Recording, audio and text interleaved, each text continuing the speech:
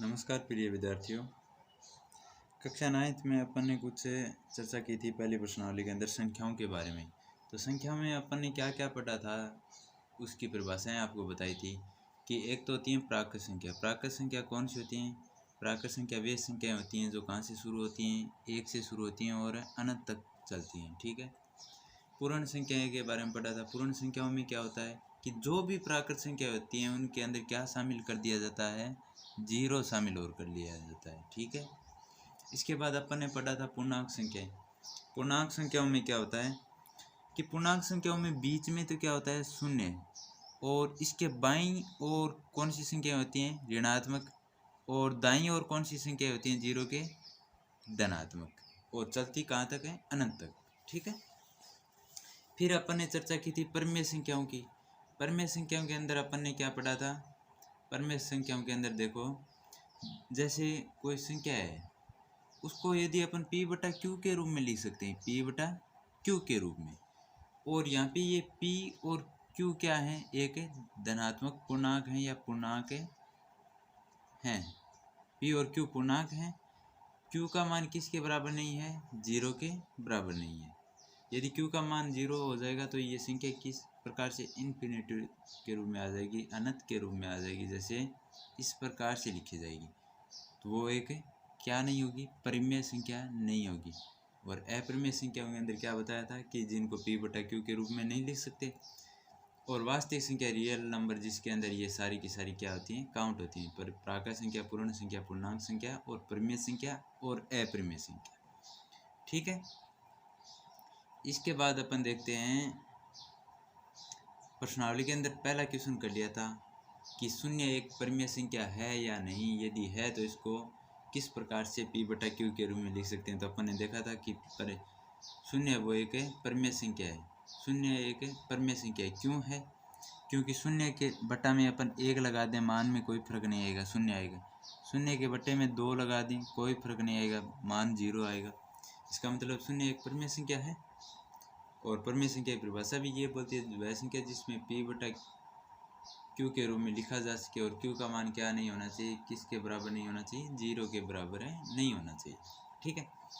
Question ये था 2 number का 3 व 4 के मध्य 6 परिमेय संख्या ज्ञात कीजिए। अब 3 और 4 के बीच में ज्ञात करनी, इसके दो मेथड हैं। एक तो ये सिंपल जो मैंने बताया था उस क्लास के अंदर की पहली संख्या प्लस अंतिम संख्या बटा 2, तो उसके बीच की संख्या आ जाएगी, फिर उन दो के बीच, फिर उन दो के बीच, इस प्रकार से अपन ज्ञात करते हैं।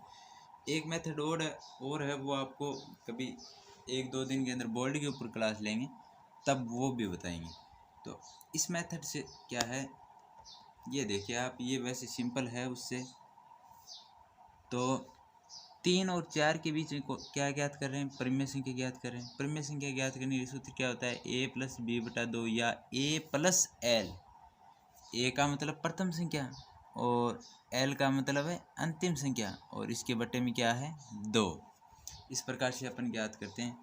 तो यहाँ पे a और b का मान है, a का मान 3, b का मान है 4, तो बटे में 2 कर दिया, यानी 7/2। 7/2 को सरल किया तो क्या आया, 3.5 आया, 3.5। अब ये 3.5 आया, वो किन किन के बीच आ गया, 3 और 4 के बीच में आ गया। ठीक है।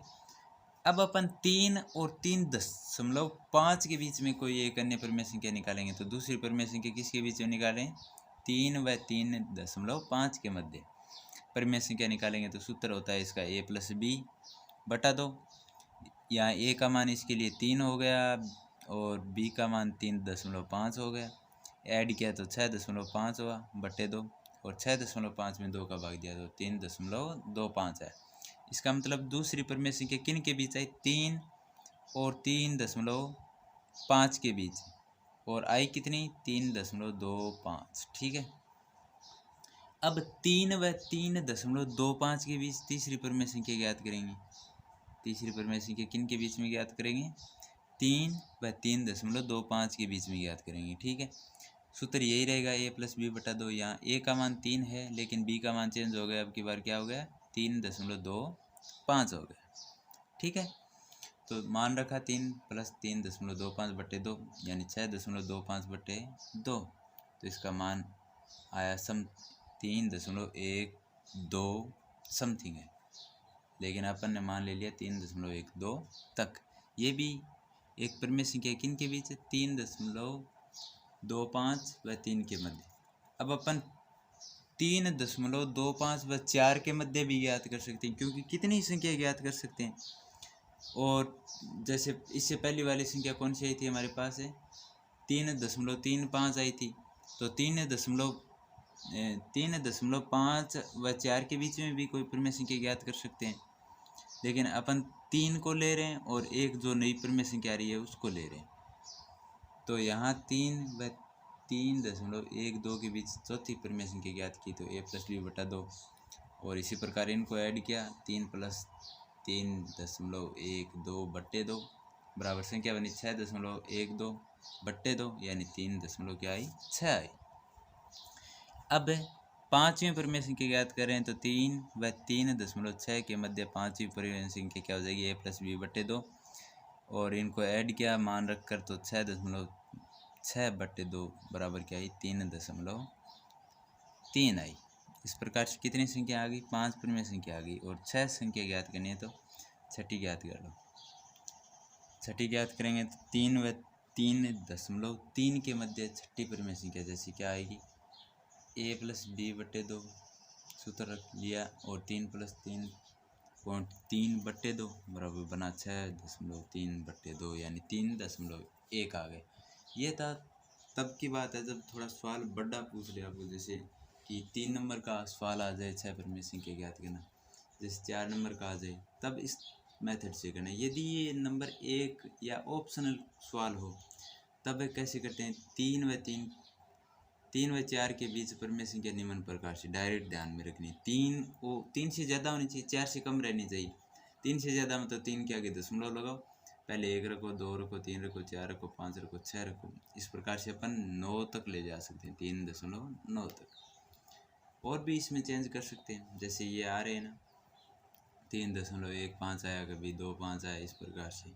ठीक है, इसी प्रकार से हम पाँचवां सवाल है, 3/5 और 4/5 के बीच परिमेय संख्या बतानी है, और बतानी कितनी है, 6 ही बतानी है। शायद आप बुक खोल कर रखिए अपने पास में, 5 बतानी है इसके अंदर है। तो 5 परिमेय संख्या कौन कौन सी होंगी, पहली परिमेय संख्या उसी सूत्र से निकालेंगे, a+b/2 वाले सूत्र से। तो यहाँ a का मान है हमारे पास 3/5 और b का मान है 4/5। a और b की जगह मान रखा, ये मैन बटा आ गया, यहाँ पे /2 आ गया। ऊपर वाली संख्याओं को अंश में मान सरल करेंगे तो 3/5 + 4/5, यानी हर समान है इनका, तो 7/5 हो गया। और 7/5 में 5 का भाग दे लिया तो 1.4 आ गया, और ये मैन बटा था, इसके बट्टे में 2 चल रहा है, और इसके बराबर मान कितना आ गया, 0.7 आ गया। अब 3/5 व 0.7 के मध्य दूसरी परिमेय संख्या ज्ञात करेंगे। तो दूसरी परिमेय संख्या ज्ञात करेंगे तो वही काम, a+b/2, यानी a का मान 3/5 रखा, और b का मान 0.7 रखा, और बट्टे में इसके क्या चल रहा है, बट्टे में चल रहा है 2। इस प्रकार से 2 रख लिया, इनको सरल किया, 3 में 5 का भाग दिया तो 0.6, 6×5 = 30 हो गए, और प्लस 0.7, यानी टोटल हो गए 0.13/2, यानी परिमेय संख्या क्या आएगी, 0.65। इसी प्रकार 3/5 व 0.65 के मध्य तीसरी परिमेय संख्या ज्ञात करेंगे, ये देखो। और इसी प्रकार अपन चौथी और पाँचवीं परिमेय संख्या ज्ञात कर लेंगे, ये आप स्वयं करना। 3/5 व 0.625, ये 0.625 है, वो तीसरी परिमेय संख्या आई थी। तो चौथी निकालने के लिए इन दोनों के बीच ज्ञात करेंगे, a+b/2 वाले सूत्र से मान रखा, 2 का भाग लगाया, ये मान आया। ठीक है, इसी प्रकार 3/5 व 0.122 के मध्य पाँचवीं परिमेय संख्या ज्ञात करेंगे। तो 0.6 कहाँ से आया, 3/5 के मान को सरल किया है अपन, 3 में 5 का भाग दिया तो 0.6 बार जाता है। ठीक है, प्लस 0.6125 कौन सी परिमेय संख्या चौथी थी, तो ये बी का मान ले लिया और मान आ गया 0.6625। ठीक है। अब है परिभाषाओं से संबंधित क्वेश्चन। चौथे नंबर क्वेश्चन के अंदर क्या है, जिस जिस प्रकार से इसका पहला दे रखा है कि प्रत्येक प्राकृत संख्या एक पूर्ण संख्या होती है। सत्य असत्य बताने और इनका कारण भी बताना। ठीक है। तो प्रत्येक प्राकृत संख्या क्या होती है, 1 2 3 इस प्रकार से अनंत तक चलती हैं। ठीक है। ये तो होती है प्राकृत संख्या। पूर्ण संख्या कौन सी होती है, प्राकृत संख्या में 0 शामिल कर लेते हैं, 0 1 2 इस प्रकार से अनंत तक चलती हैं। ठीक है। तो ये क्या बोल रहा है कि प्रत्येक प्राकृत संख्या, मतलब ये बोल रहा है कि प्रत्येक प्राकृत संख्या, मतलब ये जो संख्याएं हैं वो सारी की सारी संख्या इसमें शामिल है। तो आप देख सकते हैं इसमें केवल 0 एक्स्ट्रा है, लेकिन और तो बाकी ये सारी की सारी संख्या ऊपर वाली ही आई है। इसका मतलब है प्रत्येक प्राकृत संख्या है वो क्या होती है, एक पूर्ण संख्या होती है। ठीक है। सत्य ये। दूसरा क्या है, प्रत्येक पूर्णांक एक पूर्ण संख्या है। अब पूर्णांक और पूर्ण संख्या की परिभाषा से आप देखो, पहले पूर्ण संख्या देखो। पूर्ण में क्या होता है, 0 1 2 3 इस प्रकार से अनंत तक। पूर्णांक में क्या होता है, बीच में 0, बाईं साइड ऋणात्मक अनंत की ओर, दाईं साइड धनात्मक है अनंत की ओर। ठीक है। ये होती है पूर्णांक संख्या, ये होती हैं पूर्ण संख्या। तो पूर्णांक और पूर्ण संख्या में अंतर क्या है वो देखो। पूर्ण संख्या में तो केवल और केवल किस प्रकार की संख्याएं धनात्मक, वो सारी की सारी इस पूर्णांक के अंदर भी हैं। किसके अंदर हैं, पूर्णांक के अंदर भी हैं। लेकिन पूर्णांक के अंदर और क्या संख्या शामिल कर दी गई, ऋणात्मक संख्याएं शामिल कर दी गई। और यदि ऋणात्मक संख्याएं शामिल कर दे जाती हैं तो वो पूर्ण संख्या थोड़ी कहलाएंगी, पूर्णांक संख्या कहलाएंगी। तो ये बोल रहा है कि प्रत्येक पूर्णांक संख्या क्या, प्रत्येक पूर्णांक संख्या क्या है, एक पूर्ण संख्या, जो कि कभी संभव नहीं हो सकती, क्योंकि पूर्ण संख्याओं में कौन सी संख्या नहीं होती, ऋणात्मक संख्या नहीं होती। इसलिए ये क्या हो गया, असत्य हो गया। और इसका आंसर आपके सामने ये लिखा हुआ है, आप वीडियो को पुश करके देख सकते हैं या लिख सकते हैं। ठीक है। तीसरा इसका है, प्रत्येक परिमेय संख्या एक पूर्ण संख्या होती है। तो ये भी बात असत्य है। क्यों है, क्योंकि परिमेय संख्या क्या होती हैं, परिमेय संख्याओं को तो क्या है कि P/Q के रूप में लिखना है।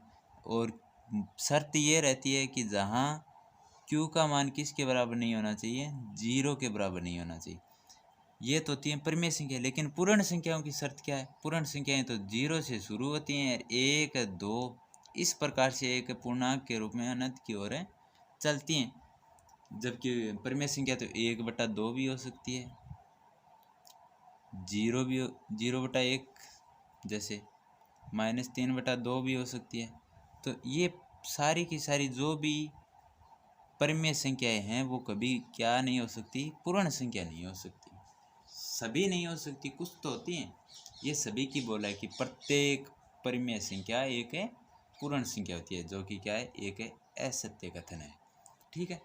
तो आज की क्लास में अपन इतनी चर्चा करेंगे, बाकी चर्चा करेंगे आगे आने वाली नेक्स्ट प्रश्नावली की नेक्स्ट क्लास के अंदर। तब तक के लिए बाय।